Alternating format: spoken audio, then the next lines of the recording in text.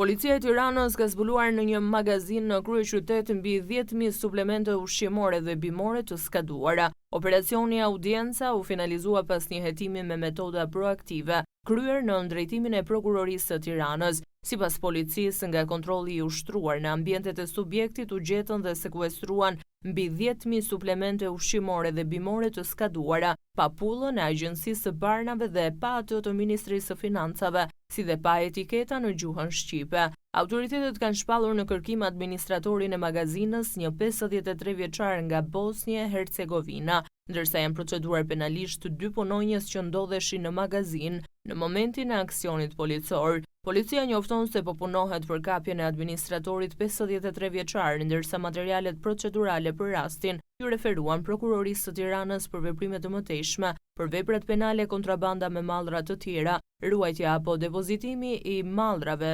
kontraband, tregtimi dhe transportimi i mallrave që janë kontraband, fshehja e të ardhurave dhe importimi, prodhimi, shitja dhe ruajtja e ushqimeve të rrezikshme për shëndetin ose jetën e njerëzve.